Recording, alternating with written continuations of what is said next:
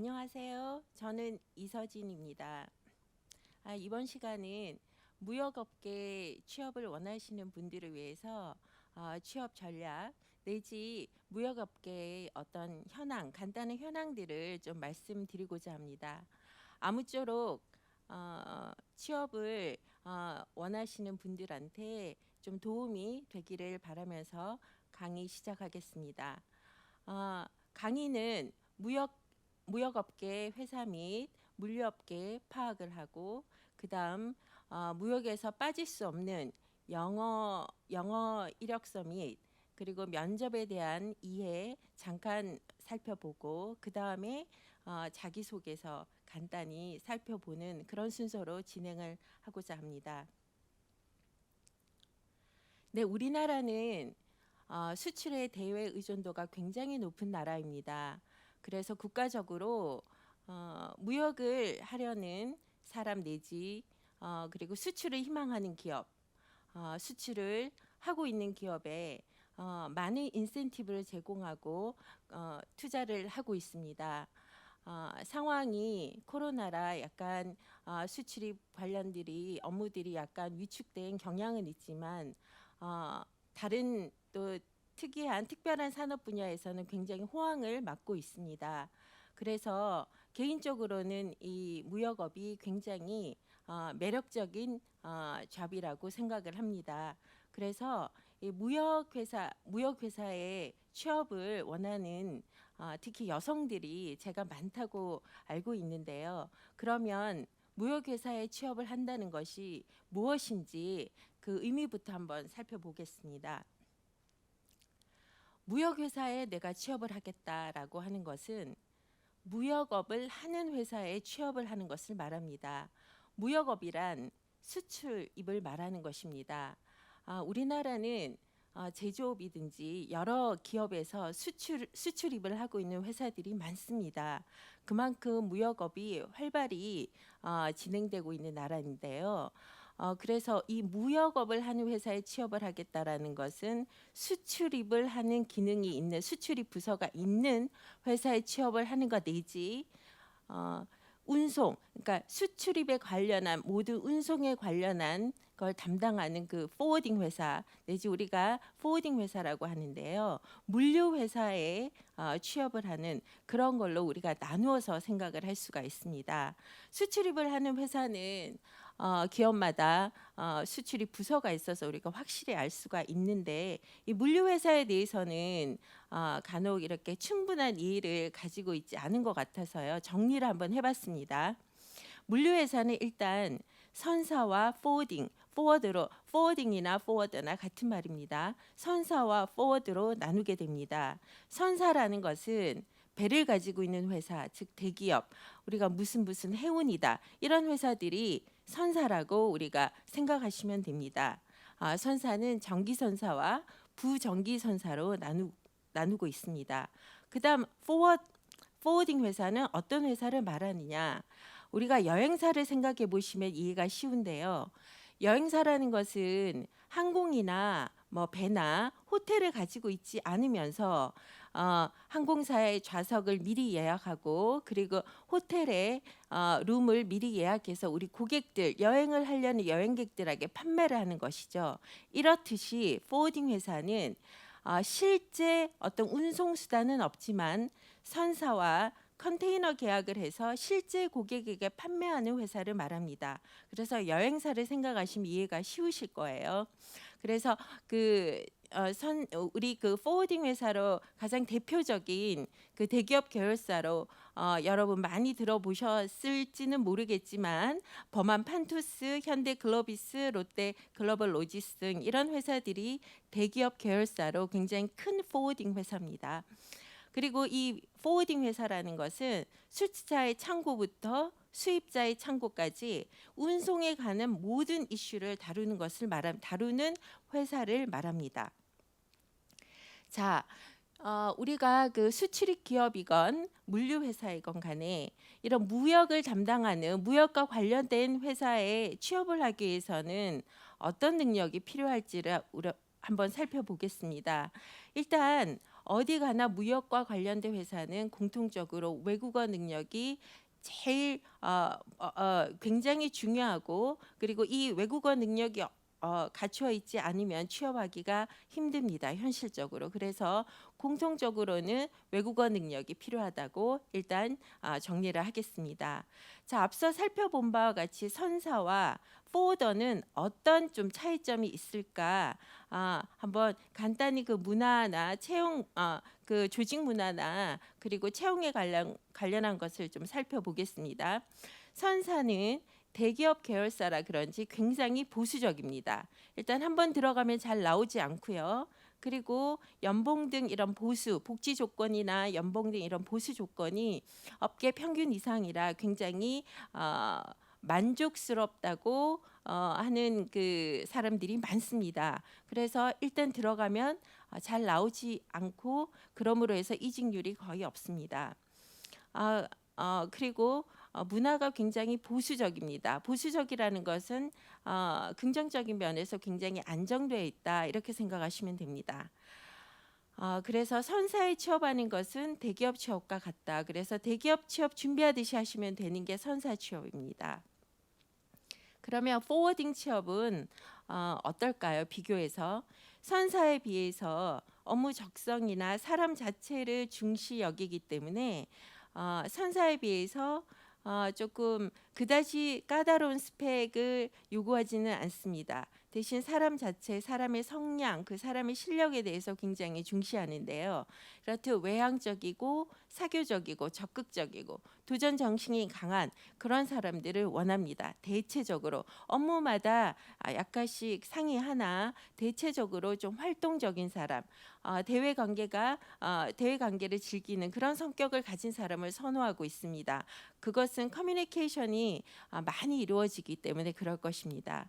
그리고 그 포워딩 회사의 업무 강도가 상당히 높은 편이기 때문에 한 3년 이상 그 포워딩 회사에 근무하면 거의 전문가가 된다는 말이 있습니다. 그래서 3년 이상 열심히 배우고 좀 자기 경력을 쌓으면 더 큰 기업으로 이직 가능성이 높습니다. 그만큼 포워딩 회사는 연봉에 따라 움직이는 그런 그 이직률이 굉장히 높다고 할 수 있습니다.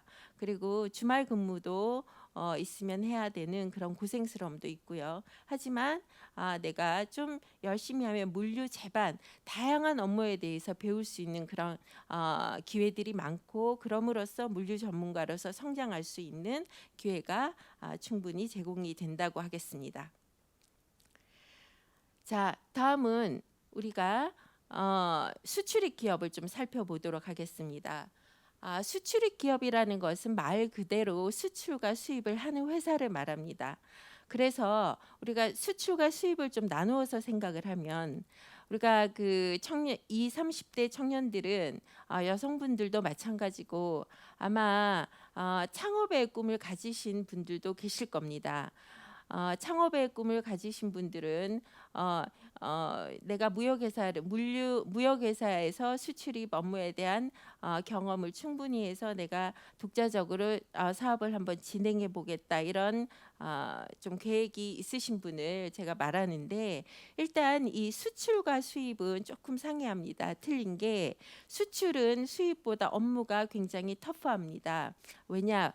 국내의 거래도 힘든 상황에, 예를 들어서 국내에서 어떤 물건을 유통한다고 치면은 그 유통을 하기 위해서 그 같은 비슷한 아이템을 가지고 있는 업체들이 많기 때문에 이 거래처를 발굴하든지 관리한다든지 이런 것들이 굉장히 어렵고 경쟁이 치열하죠. 하물며 국내도 그런데 해외는 해외에 직접 바이어를 발굴하고 고객을 관리하고 한다는 것이 국내보다 훨씬 더 힘이 들고 전문성과 네트워킹이 필요합니다. 그래서 수입보다는 수출이 좀 비교적으로 조금 힘들다라고 생각을 하시면 될 것 같고 그만큼 또 수출은 또 수출해서 그 성과를 올리면 그 만족도가 굉장히 높죠. 그리고 그런 자기의 그 어떤 자기나 어떤 본인이나 회사의 레코드가 계속 남아 있고 그리고 그런 회사에 많은 또 투자를 할 수가 있고 이런 좀 좋은 점이 있는 반면에 또 수입 업체는 수입하려는 사람은 이 아이템 선정 능력이 굉장히 좋아야 합니다. 제 지인 중에 한 4년, 3, 4년 전에 유럽에서 독일, 유럽에 있는 독일에서 아이템을 발굴을 해서 그것을 한국에 들여와서 지금 성공적으로 회사를 운영하는 CEO가 한 분 계신데 이분은 이 아이템 발굴을 위해서 1년 정도를 유럽에서 지냈으며 특히 독일에서 많은 회사를 컨택을 하고 많은 아이템을 연구를 하고 한 1년간 출장과 그리고 거기서 그 체류를 하면서 굉장히 아이템 선정에 공을 많이 들인 것으로 제가 들었습니다. 그렇지만 거기서 이분은 크게 영어를 이렇게 능통하게 하지는 않으셨지만 그래도 업무에 지장을 주지 않는 그런 평균 이상의 영어 실력은 되셨습니다. 그래서 아이템 발굴을 하고 그다음에 그것을 한국에 들여와서 한 1년간 거래처 발굴 및 고객 그 관리를 하는데 굉장히 투자를 많이 하셨다는 것으로 제가 들었습니다. 그래서 지금은 큰 유통업체에 지금 백화점이나 유통업체에 지금 납품을 해서 회사가 성공적으로 잘 운영이 되고 있는데요.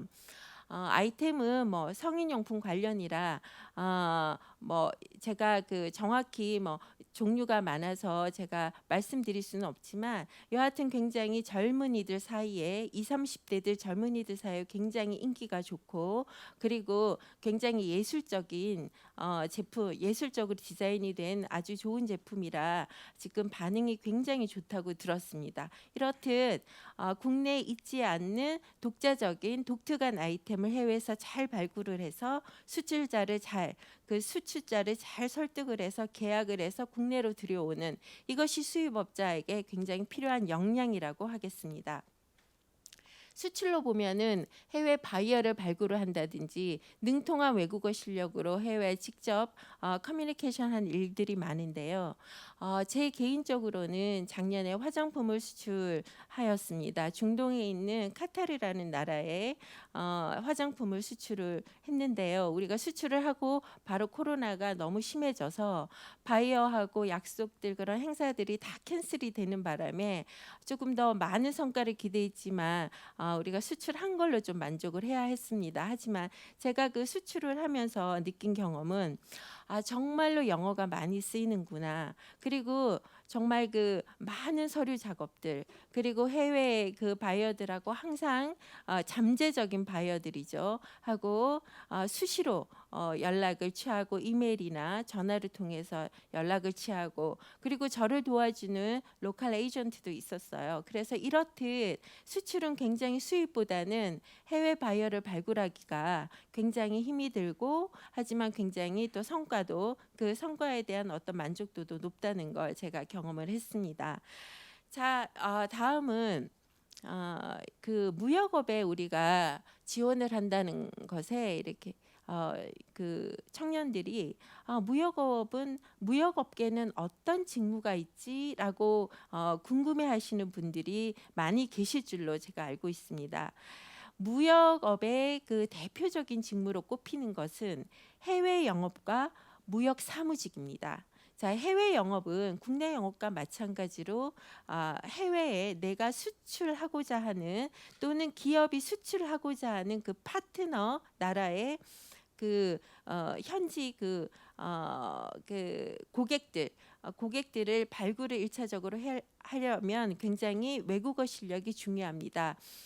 공통적으로 영어와 제2 외국어, 그날 베트남이면 베트남어, 중국이면 중국어, 일본이면 일본어, 독일어면 독어, 현지어를 굉장히 잘해야 되고요. 해외 영업은 그야말로 해외 거래선을 뚫는 일이기 때문에 그만큼 능통한 외국어 실력이 필요합니다. 또한 제품에 대한 전문 지식 그리고 무역 사무직과는 달리 스펙을 좀 중시하고 있습니다. 높은 스펙이 좀 요구가 됩니다. 반대로 좀 이와 그 대조적으로 무역 사무직은 데스크 잡이 좀 많습니다. 사무직, 그다음에 서류 핸들링 작업이 굉장히 많이 요구가 되죠. 그래서 많은 여성들이 무역 사무직에 지원하고 있습니다. 실제로 해외 영업 쪽은 통상적으로 보면은 남성들이 조금 그 비율이 높은 것 같고요. 그리고 무역 사무직은 또 통상적으로 여성들이 선호하는 것 같습니다. 이거는 통계적이지 절대적인 것은 아닙니다. 개인의 성향도 틀리고 또 여성들도 굉장히 진취적이고 도전적인 여성분들이 많기 때문에 이 해외 영업직을 굉장히 선호하는 그런 케이스들도 늘어가고 있습니다. 특히 그 미국이면 미국, 영국이면 영국, 이러면 러시아면 러시아, 중국이면 중국, 현지에서 유학을 하거나 살고 온 사람들에 한해서는 이 해외 영업을 굉장히 해외 영업의 메리트를 많이 느끼고 그리고 지원하고자 하는 그런 그 성향이 많습니다. 자, 그래서 참고적으로 그 무역업은 통상 제가 지금 계속 말씀드린 대로 외국어 능력이 중요하고 적극적이고 굉장히 외향적인 성격이면 굉장히 적합하다라고 말씀드렸는데, 참고로 굉장히 본인 자신이 굉장히 정확성을 뭐 흑백을 좋아하고 굉장히 정확한 걸 좋아하고 그리고 수치를 다루는 것에 능하고 굉장히 이런 정도의 어떤 성향이면 무역보다는 그 무역 회사의 회계 업무라든지 그런 세무 업무가 개인적으로 더 맞을 것 같습니다. 그래서 본인의 성향을 잘 알아야지만 이 직무, 내가 어떤 직무에 지원할 것인지를 나름대로 판단을 하실 수가 있고 그 취업 성공률도 높아진다고 볼 수 있겠습니다. 자, 무역회사 포워딩을 다시 한번 간단히 차이점을 좀 살펴보면 포워딩 회사의 업무 강도가 상대적으로 그 무역회사보다는 굉장히 강하고요. 그리고 무역회사는 상대적으로 타부서와의 협조 그런 커뮤니케이션이 많습니다. 그리고 무역회사는 조금 좀 포워딩 회사에 비해서 월화수목금 주 5일 근무제가 좀 보장되는 반면에 이 포워딩 회사는 그 고객의 어떤 상황에 따라 유동적으로 움직여야 되는 관계로 필요할 때 좀 수시로 근무를 해야 된다는 그런 점이 있고요. 왜냐하면 이런 이유는 무역회사들, 즉 예를 들어서 제조업 무역회사다라고 하면 그 제조업에서 물건을 만들어서 수출을 하게 되겠죠. 그러면은 물품을 판매해서 돈을 버는 회사입니다. 그 매출의 주원이 물품 판매죠. 물품의 수출이라고 하겠습니다. 하지만 포워딩 회사는 물품을 판매해서 돈을 버는 게 아니라 이런 운송에 관련한 그 노동력 그리고 그 서비스를 제공을 해서 돈을 버는 회사이기 때문에 이런 수시로 이런 근무 스케줄이나 이런 것들이 그 고객의 어떤 사정에 따라서 달라질 수가 있는 것입니다. 이런 점을 좀 이해해 주시면 좀 이해하고 파악하시면 본인이 어떤 회사에 좀 취업을 하는 것이 좋겠다라는 가이드라인이 설 것 같습니다. 자, 그러면 우리가 무역회사에 취업을 하기 위해서는 무역 관련 자격증이 반드시 필요한가? 예, 필요합니다. 없는 사람보다는 자격증이 있는 사람이 상대적으로 유리하겠죠.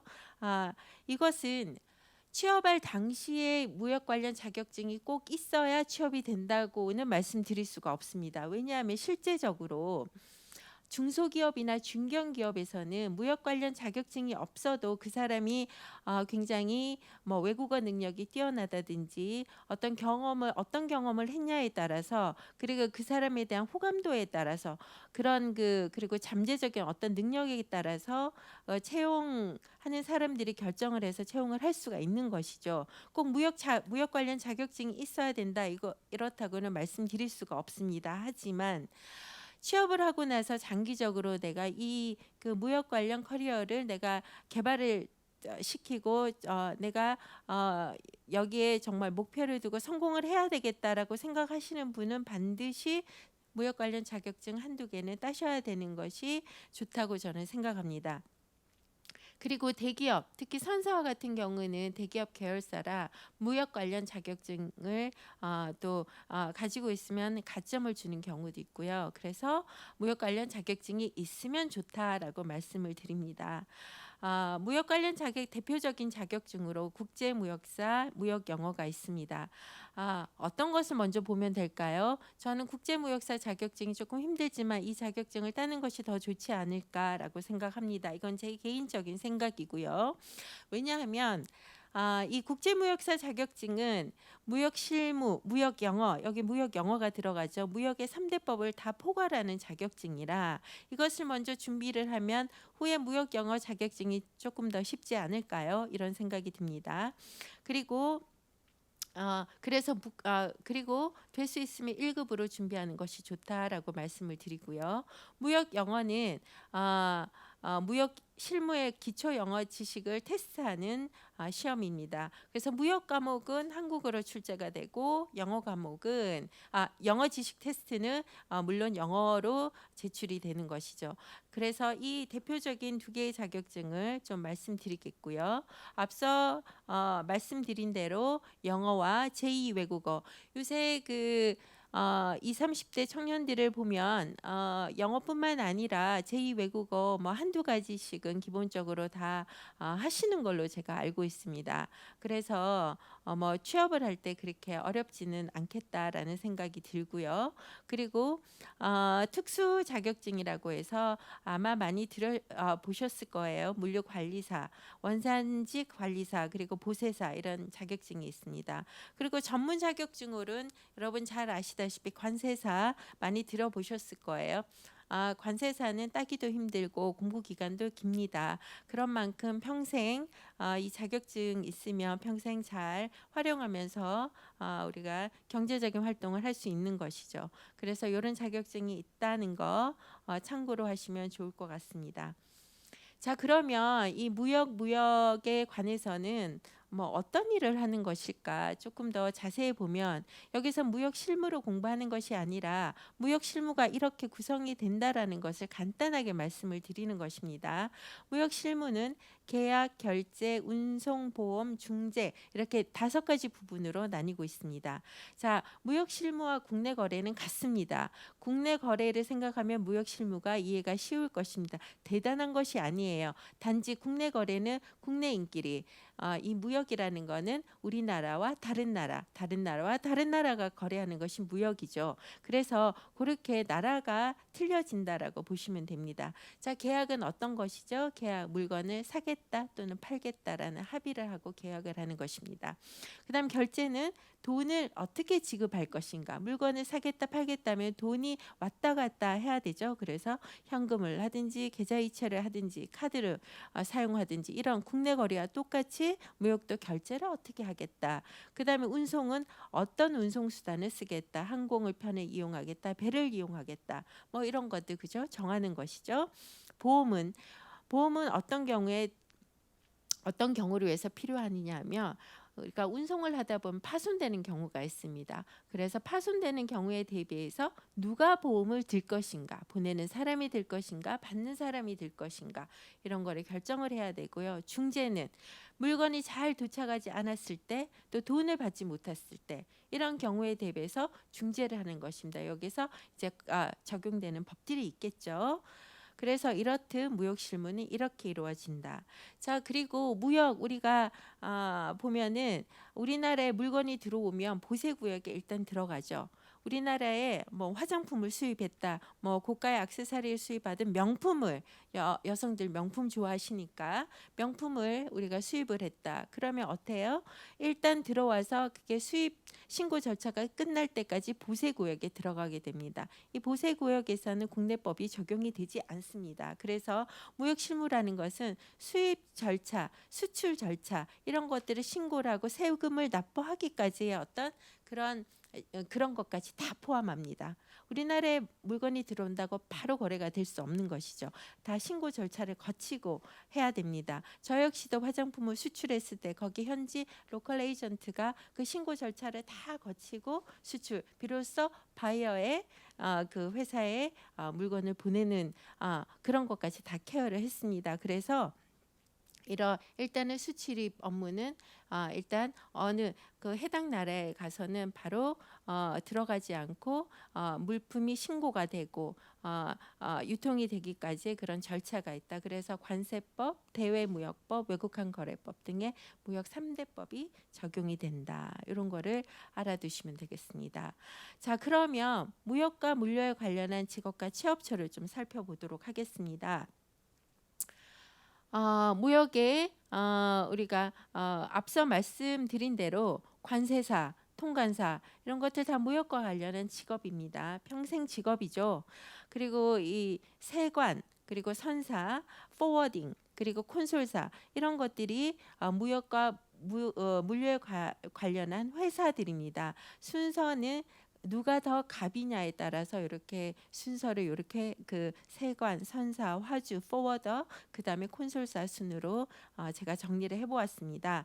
그리고 여러분 많이 들어보셨겠지만 코트라 대한무역진흥공사 대표적인 무역과 관련한 회사입니다. 회사라고 해두죠, 편의상. 그 다음에 앞서 살펴본 무역사무직, 그리고 어떤 회사나 무역을 하는 곳이면 무역사무직이 있습니다. 그리고 유통업체 수출입 관리 파트나, 그 다음에 어떤 회사든 수출입을 하는 회사의 해외 영업 파트, 은행의 수출입을 담당하는 곳, 그리고 공장의 자재 구매 파트, 포워딩 업체, 그리고 제조회사의 수출입 부서, 프로덕트 매니저 이런 것들이 다 무역과 물류에 관련된 직업과 취업처라고 할 수 있겠습니다. 그다음 공무원으로는 관세직 공무원이 있습니다. 7급, 9급. 그래서 이런 분들은 세관에서 근무를 하시죠. 그래서 공무원도 이런 무역과 관련된 직업이 있습니다. 자, 그러면 우리가 이런 회사에 면접을 갔을 때 어떤 것을 주로 물어보시느냐, 면접관들이 정리를 좀 대표적인 10가지 정도 정리를 해보았습니다. 첫 번째, 본인의 그 지원자의 직업관, 뭐 거창하지만 직업관은 또 회사마다 또 업무마다 다르게 또 묻기도 합니다. 그래서 이것은 약간의 좀 형식적이자 그냥 좀 일반적인 질문입니다. 직업관, 그리고 회사마다 큰 기업은 인재상들이 있습니다. 그런 것들을 파악해 주시면 이런 것을 답하기가 좋습니다. 그 다음에 자신의 성격, 장단점 이런 것들 열이면 열 다 묻습니다. 저는 개인적으로 무역 관련 협회, 무역 관련 큰 협회에 제가 그 면접관으로 제가 참석을 해서 그 면접을 본 적이 좀 여러 번 있습니다. 물어볼 때 항상 물어보는 것이 여기에 이 회사에 왜 지원을 했는지, 동기, 그리고 본인의 성격, 장단점 이것을 빠뜨리지 않고 물어봤던 것 같습니다. 그리고 자신의 어떤 역경 극복, 자신의 어려운 점을 어떻게 극복했는지, 그리고 업무상 스트레스가 많이 쌓이면 어떻게 해소하는지 이런 것들을 제가 보기에는 저 같은 경우에 봐서도 다른 면접관을 보거나 저의 경우를 들어서도 그냥 열이면 열 이런 질문을 하지 않았나 이런 생각을 합니다. 그리고 상사와의 갈등이 있을 때 어떻게 처신을 했는지, 상사가 주말에 개인적인 심부름을 시킨다 어떻게 하시겠어요? 이럴 때 그 본인의 어떤 대처 방법 이런 것들 물어봤던 것 같고요. 그리고 상사와의 어떤 갈등에 있어서 자기 주장을 어떻게 좀 잘 현명하게 표현할 수 있는지 이런 것들을 좀 대체적으로 일반적으로 물어봤던 것 같습니다. 그리고 또한 담당 업무의 뭐 담당 부서의 부장급, 임원급 이상의 분들이 업무 전문성을 좀 테스트를 하고, 그리고 영어 테스트는 회사마다 조금 다르겠지만 영어 및 제2 외국어는 회사마다 다르겠지만 무역 회사는 지원을 하면은 반드시 이 영어 테스트는 본다고 생각을 하시면 됩니다. 자, 그러면 해외 영업 관련 질문이 많아서 제가 좀 정리를 해봤는데요. 해외 영업을 지원하는 사람들이 그만큼 또 늘어나고 관심이 많기 때문에 그럴 것 같습니다. 이 해외 영업에 필요한 역량으로는 굉장히 외향적인 성격, 그리고 좀 도전 정신이 좀 필요해 보입니다. 활동적인 업무이기 때문에 그렇습니다. 그리고 영업에는 아셔야 될 게 두 가지 종류가 있습니다. 현지 영업과 영업을 지원하는 거. 자, 해외 영업이라고 해서 다 뭐 현지에 가서 영업을 하거나 그렇지는 않습니다. 많은 대기업이나 중견기업 이상들이 해외에 현지 법인을 세우거나 로컬 현지 에이전트를 고용을 해서 파트너사로 맺고 이 수출 업무를 진행합니다. 그럼 본사 한국에 있는 본사에서는 어떻게 할까요? 그 현지 에이전트나 현지 법인을 통해서 채용한 현지인들을 지원하는 영업 지원 업무를 하게 됩니다. 그러면 필드 영업은 우리가 굉장히 다분히 공격적이라고 볼 수 있고요. 그다음에 영업 지원이나 영업 관리는 그에 비해서 약간 수동적이다, 수비적이라고 보시면 됩니다. 그래서 여기에 따라서 요구되는 역량이 조금씩 틀려집니다. 필드 영업, 즉 현지 영업은 더 능통한 외국어 실력이 필요로 하고, 그 다음에 이에 반해서 영업 지원과 영업 관리는 지원하는 부서라 서류, 이메일 이런 것들이 많습니다. 작업이. 그래서 그거보다는 그렇게 뭐 원어민처럼 능통해야 하는 영어 실력이 필요하다고는 보지 않습니다. 커뮤니케이션이 업무 커뮤니케이션이 가능하면은 그 정도면 충분하지 않을까라고 생각하고 실제적으로도 그렇게 구분을 해서 평가를 하기는 합니다. 그래서 반드시 능통해야지만 합격이 된다 이렇게는 말씀드릴 수가 없습니다. 자, 해외 영업이 유망한 분야는 여성들 좋아하듯이 옷 패션 관련 이런 쪽 해외 영업이 좀 유망하다고 할 수 있겠습니다. 문과 이과로 바꿔서 나누어서 말씀을 드렸는데, 문과는 이런 섬유 분야 쪽 옷하고 패션 관련 이런 쪽 해외 영업이 좀 유망하고, 우리나라가 또 이런 쪽은 또 선도하지 않습니까? 그래서 유망할 것 같고, 그 다음에 이제 이과 쪽은 바이오다, 반도체다, 식품 쪽이다 이런 쪽이 해외 영업이 좀 유망하다고 할 수 있겠습니다. 해외 영업 취업에 필요한 스펙은 대체적으로 외국어 관련 만점에 가까운 그런 성적, 고득점이 취업에 좀 유리하다. 이것은 뭐 사정이 지원자는 많고 또 뽑는 인원은 제한되기 때문에 어쩔 수가 없는 경쟁 상황이라 조금 고득점이면 더 유리하겠죠. 그리고 관심 분야 경험이 좀 있으면 훨씬 더 좋다. 많은 학생들 또 청년들이 관심 분야 지원하려는 분야의 경험이 없어서 좀 애를 먹고 하는 거를 좀 볼 수 있습니다. 사실상 취업이라는 것은 내가 어떤 것을 원하는지를 아는 것부터 해서 시작이 됩니다. 그래서 대학교면 대학교 들어가서 1학년 때부터 준비를 해야 되는 것이 사실상 지금 시대엔 더 맞지 않나 이런 생각이 듭니다. 왜 뽑는 신규 채용은 점점 줄어들고 그의 그 상시 채용으로 점점 늘어나고, 상시 채용은 경험이 있는 사람 우선적으로 선발을 하기 때문에 이런 것들을 본인이 어떤 내가 분야에 어떤 직무에 지원을 하겠다라는 그 그림이 서야지 내가 관련한 경험을 어떻게 쌓을 건지 스토리가 구성이 되거든요. 그래서 이런 것들은 대학교 1학년 뭐 1, 2학년 때부터 조금 준비를 하는 것이 그것이 굉장히 좀 유리하다라고 저는 말씀드리고 드리고 싶습니다. 특히 외국어는 1, 2년 단기간 내에 내가 말을 능통하게 시험은 뭐 예를 들어서 토익 시험이다 점수를 제가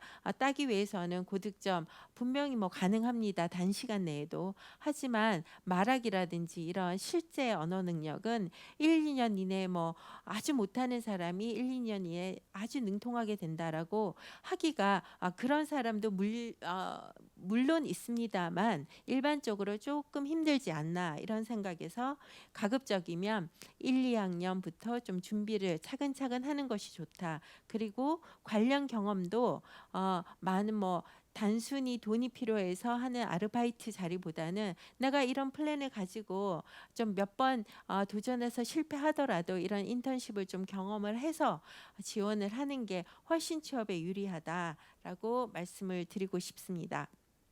자, 무역 물류 비전공자여도 취업할 수 있을까요?라는 질문을 제가 많이 들었는데 취업할 수 있습니다. 왜냐? 취업이 가능한 이유는 이론과 실무가 다르기 때문입니다. 그러니까 자격증을 몇 개 가지고 있고 뭐 이론을 너무 잘한다 하더라도 현장 실무에서 쓰이는 것들이 다르기 때문에 비전공자도 물론 취업 가능합니다.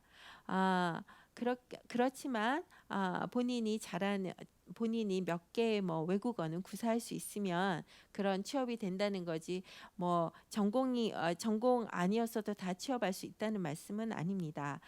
그리고 이 비전공자일수록 무역 관련 자격증이 한 개 정도는 있으면 좋지 않을까.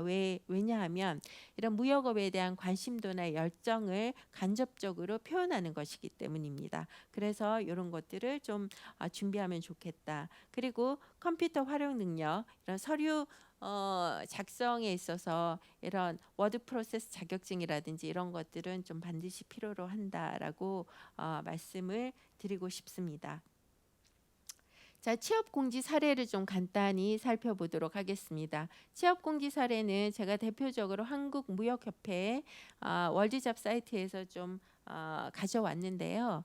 한국무역협회는 대표적인 무역 관련한 협회, 우리나라의 대표적인 협회이죠. 그래서 많은 사람들이 들어가고 싶어하고 또 복지 수준이나 이런 연봉 수준이 업계 이상이고 굉장히 안정적이라 많은 사람들이 들어가고 싶어합니다. 그래서 보면은 취업공지 사이트에 보면 우대사항 내지 외국어 이런 기본 사항들의 자격 요건들이 다 나와 있습니다. 그래서 본인이 여기에 적합한지 적합하지 않은지를 판단을 할 수 있고요. 월드잡 사이트에 들어가면 일단 해외 무역 이렇게 검색해서 보면 해외 무역이 아니라 무역 및 물류 관련해서 보면 일자리 찾기에 많은 회사들이 나옵니다. 제가 왜 해외 취업을 취업 공지 사례로 제가 올려놨냐 하면 이 무역은 우리나라와 다른 나라 사이의 거래고 그리고 이 해외 영업 뭐 이런 것들 이 직무를 하다 보면 그 현지로 진출하는 경우가 많습니다. 그래서 내가 본인이 우리나라에서 일본과 거래를 하다가 일본 출장이 많아지고 일본에 가서 뭐 스테이하는 경우가 굉장히 많아질수록 그러면 거기서 내가 좀 안착을 해서 정착을 해서 내가 다시 취업을 해야 되겠다 이런 경우의 수가 굉장히 많습니다. 그래서 이 무역과 해외 취업은 뗄래야 뗄 수가 없는 관계입니다. 그래서 제가 예를 들어서 이런 해외 취업 사이트를 사례를 좀 인용을 했고요. 살펴보면 앞서 말씀드린 대로 이런 무역 사무직 주요 업무 내용에 실제로 여기 공지해 보시면 이메일 following up and freight forwarding document management라고 해서 이런 우리가 통상 사무 그 서류 핸들링 작업에 필요한 이런 앞서 말씀드린 그런 업무 내용이 그대로 나와 있습니다. 자, 그래서 본인이 이런 이런 또 두 번째 보면 phone call conversation이라고 나와 있거든요. 그러니까 이런 외국어를 많이 사용한다라는 것을 알 수가 있겠죠. 그리고 영어는 중상급 이상이다. 거의 뭐 영어로 인터뷰를 많이 기본적으로 영어 인터뷰에 통과를 해야지만 해외 취업을 할 수 있기 때문에 영어는 뭐 필수적인 것입니다. 자, 영업관리사무원, 영업관리사무원 우리 앞서 살펴봤죠. 그래서 영업관리사무원 모집 요강을 보면 주요 업무 내용에 영업 물류 관리 업무, 고객 문의 및 판매 관리, 내부 업무 및 물류, 수출입 무역 및 수급 관리라고 이렇게 나와 있습니다. 자, 이건 독일에 있는 한 회사가 뽑는 취업 공지인데요. 공지인데 여기 보면 독일어 필수 중 이상, 영어 필수 중상 이상 이렇게 나와 있습니다. 한국어도 물론 필요로 하고요. 한국어는 왜 필요하냐면은 보통 해외에 취업을 했을 때 해외에 있는 한국 회사에 취업하는 경우가 좀 있습니다. 물론 해외에 있는 현지 회사, 현지 외국인이 운영하는 회사에 취업을 하면 훨씬 더 많은 좋은 경험을 할 수 있지만 또 한국인인 관계로 또 한국에서의 취업하는 경우가 많습니다. 그래서 한국어도 하실 줄 알아야 된다고 이렇게 나와 있습니다. 자, 다음 요강을 보겠습니다. 다음은 미국에 있는 무역 물류 기업에서 포워딩 관세 물류 부분의 인턴 사원을 채용하는 공고입니다. 역시 영어 업무 필요하고 그 다음에 영어 관리 사무직 그다음 보시면은 자세하게 업무마다의 모집 부분별 직무 안내가 나와 있습니다.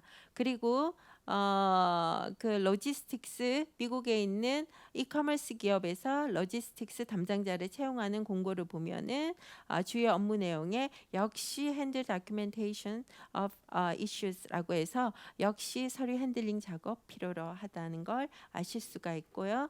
영어 능력 반드시 중상급 이상 필요로 하다 이렇게 나와 있습니다. 자, 등등 저희가 이렇게 보면은 해외 취업 사이트를 좀 간혹 보시고 하루에 저는 항상 30분 이상은 채용 관련 사이트에 들어가서 서핑을 하라고 저는 항상 조언을 하는데요. 그 이유는 뭐냐 하면 항상 업데이트가 하루하루마다 매일매일 업데이트가 되고 그리고 이런 사이트를 우리가 또 살펴보고 지원을 함으로써 이것도 경험이죠. 취업에 대한 경험을 쌓고 이런 도전을 많이 해본 사람이 결국 성공할 수 있는 확률이 굉장히 높습니다. 그러니까 이 취업 준비 자체도 경험이다라고 생각을 하시고 이 취업 관련 채용 사이트에 들어가셔서 매일 어느 일정 한 30분 정도는 매일 자신이 관심 있는 분야를 찾아보는 것이 굉장히 이 취업의 첫 걸음이 아닌가라는 생각을 합니다. 자, 그러면 두 번째로 우리가 영문 이력서 작성법을 좀 살펴보도록 하겠습니다. 영문 이력서 작성법과 영어 인터뷰 방법에 대해서 간단히 좀 살펴보도록 하겠습니다. 영문 이력서는 필요하면 제공하는 것입니다. 필요하면 국내에 우리가 중소기업 이상 중견기업 대기업에서 영문 이력서 필요로 하면은 제출을 하는 것입니다. 필요하지 않는데 제출할 필요는 없고요. 영문 이력서 보면 국민 이력서와는 다르게 규격화된 서식이 없습니다. 그래서 보시면 규격화된 서식도 없기 때문에 자유자재로 쓸 수는 있지만 통상 우리가 쓰는 형식이 있습니다. 그것을 좀 살펴보겠고요. 그리고 우리가 이력서와 커버레터는 틀리다. 이거는 기본적으로 다 아시고 계실 겁니다. 자, 영문 이력서 보시면은 이렇게 이런 형식으로 많이 작성을 합니다. 그래서 개인정보, 희망 직종, 학력상, 경력상, 특기사항, 대내외 활동, 추천이 명시 이렇게 해서 이런 형태로 작성을 하는데 영문 이력서는 간결할수록 좋습니다. 우리가 국민 이력서는 경험이 많은 사람들 경력자를 보면 굉장히 국민 이력서 내용이 많거든요. 그거는 굉장히 우리가 채용자의 어떤 판단을 위해서 굉장히 저는 많은 뭐 할 말이 많은 경우는 굉장히 저는 좋다고 생각하는데 영문 이력서는 좀 간결할수록 좋습니다. 영문 이력서는 이것은 대부분 이제 외국인이 이 이력서를 보고 판단한다고 생각을 하고 이렇게 말씀드리는 거고 또 한국 사람이 또 판단할 때는 조금 다른 판단 기준이 있을지는 뭐 있을 수 있습니다. 기업마다 있을 수 있기는 하지만 영문 이력서는 간결할수록 좋습니다. 그래서 될 수 있으면 한 장, 두 장 이상을 세 장 이상을 넘어가지 말라는 그런 말들이 있습니다. 제가 그 국내 클라스킨 코리아 국내 프랑스 물류 회사인데요. 본사는 프랑스에 있고 현지 법인이 여기 한남동에 있습니다. 그런데 거기 제가 채용 관련해서 제가 주선을 하면서 느낀 건데 어느 교포분 굉장히 이력이 한 20년 이상 되는 분이신데 그분의 이력서가 한 장 반이었었습니다. 그분이 굉장히 20년 이상의 경력을 가지고 있어도 한 장 반으로 이력서를 제출을 했던 것을 제가 보고 영문 이력서는 굉장히 간결한 것이 교포라 그런지 우리나라 사람들하고 사고방식이 약간 좀 틀릴지는 모르겠지만 뭐 주절주절 뭐 이렇게 많이 쓰지 않습니다. 딱 핵심적인 포인트만 쓰고 넘어가지 남은 내용은 그 외의 내용은 채용하려는 사람들의 어떤 그런 궁금증을 좀 유발시켜서 인터뷰로 면접으로 좀 유인하는 그런 전략을 좀 쓰는 것을 알 수 있었어요. 그래서 영문 이력서는 간결할수록 좋다라고 말씀을 좀 드리겠습니다. 그다음 영어 면접을 좀 살펴보도록 하겠습니다. 일단 영어 면접에 있어서 그 전에 우리 경영관리직 지원자 영문 이력서 샘플 좀 참고를 하시고요. 그다음 영문 인터뷰 방법도 뭐 조금 보통 자기소개나 그다음에 취미 그리고 장단점 성격의 장단점에 대해서 좀 준비를 해서 가시면 좋을 것 같고 이런 것들은 저희 사이트 월드잡 사이트에 나오면 자세히 나와 있습니다. 항상 영문 이력서나 영문 인터뷰를 좀 준비하실 때는 꼭 이 사이트에 들어가서 참고를 하시면 좋을 것 같습니다. 자, 그다음 자기소개서에 대해서 좀 살펴보도록 하겠습니다. 자기소개서를 좀 살펴보도록 하겠습니다. 많은 대학교 졸업을 했던지 지금 재학 중이시든지 아니면 지금 회사에 다니고 계시든지 아니면 지금 구직을 하고 있는 사람들이라든지 저는 자기소개서나 뭐 자기 이력서 이런 거 일단 굉장히 작성하는 거 중요하고 한데 항상 말씀드리는 거는 좀 자신감 있게 준비를 하라. 자신감 있다라는 거는 제가 본인들이 아무 갖춘 게 없는데 자신감만 있으면 그건 당연히 떨어지는 거고요. 일단 기본적으로 우리가 실력이 비슷하다고 하면 열정과 자신감 그리고 진실된 사람이 취업에 성공하는 것 같습니다. 많은 면접에 제가 참석을 해서 느낀 바는 사실상 면접 준비를 많이 했다. 많은 시나리오를 만들고 그다음에 자기 시나리오를 외워서 이렇게 말씀하시는 걸 보면 거기서 거기 대동소이하다는 걸 항상 느낍니다. 뭔가 차별화된 것이 없고요. 그다음 정형화된 어떤 포맷 안에서 대답을 하거나 하는 경우들을 많이 볼 수 있었습니다.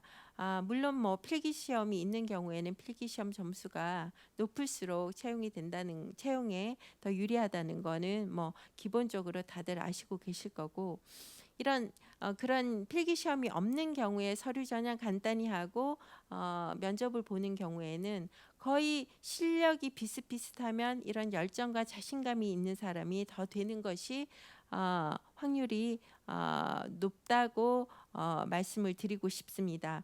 우리 많은 요새 최근에 보면 가수 오디션 프로그램들을 좀 예를 들어서 말씀을 드리고 싶은데요. 가수 오디션 프로그램에 보면 참가자가 있고 그다음에 그 참가자를 평가하는 마스터 내지 감독들이 앉아 있습니다. 그리고 청중들이 있고요. 근데 이 그 마스터들은 대부분 스타가 아니면 브랜드가 있는 사람, 즉 인기가 있는 사람들이 거기 앉아 있는 것이죠. 그래서 지명도가 있는 사람들이 앉아 있고, 그리고 우리가 그 지원하는 사람들은 실력 있는 아마추어에 좀 아마추어들이 많습니다. 거의 사람들이 모르는 무명 가수 내지 그리고 실력 있는 사람들, 그리고 열정이 많은 사람들이 지원을 하게 됩니다. 그런데 우리가 끝까지 탑 10, 탑 3, 탑 7에 살아남는 사람들, 어떤 사람들이 살아남느냐고 볼 수 있냐 하면, 결국은 실력이 더 좋은 사람, 실력이 더 월등한 사람이 될 수도 있지만 이 청중과 마스터 감독들한테 감동을 주는 사람이 결국은 살아남습니다. 그러니까 자격증이나 어학 능력이나 학교나 뭐 요새 뭐 블라인드 채용이나 학교 이런 거 보지는 않지만 이런 등등의 스펙이 필요한 이런 그 것들을 실력이라고 본다면, 이런 그 실력 있는 사람들이 항상 끝까지 살아남는 것은 아니다. 왜냐하면 그 딜리버리 하는 과정 중에 결국은 열정과 진심이 통해서 그 사람이 살아남는 것이다라고 저는 보고 있습니다. 대부분이 그렇게 생각하실 수도 있고 또 이에 반한 의견을 내실 수도 있지만, 결국은 감독이나 청중들의 마음에 진심 감동을 주는 사람, 즉 경험과 자격증, 설사 어학 실력이 좀 떨어진다 하더라도 좀 비슷비슷한 조건이나 아니면 약간 모자란다 하더라도 내가 거기서 진심 어리게 열정적으로 내가 어떤 그 표현 퍼포먼스를 하면, 그리고 인터뷰를 본다면 저는 반드시 취업이 될 수 있다라고 생각을 합니다. 그래서 꼭 이런 열정과 자신감을 가지는 것을 제가 말씀드리고 싶고, 그다음 관련 경험이 없어도 충분히 잘 스토리를 구성하면 충분히 가능하다는 점, 그리고 마지막으로 본인의 어떤 소재거리, 본인의 그 이력서나 자기소개서에 담겨질 소재거리를 찾을 때는 항상 본인이 경험한 바를 잘 풀어서 잘 스토리를 구성해서 내가 어떻게 진심으로 어필을 하느냐에 따라서 채용 그 여부에 많은 영향을 미친다, 이렇게 말씀을 드리고 싶고, 자 무역업계, 물류업계에 취업을 원하시는 여성분들, 조금이라도 관심이 있고 지금부터라도 뭐 준비가 뭐 자격증이 없다, 어학 실력이 그렇게 유창하지 않다 하더라도 충분히 원하는 본인의 원하는 회사들을 저는 찾을 수 있고 그런 회사들이 있다고 저는 말씀드리고 싶습니다. 자, 오늘 강의가 좀 도움이 됐기를 바라면서 이만 마치겠습니다. 감사합니다.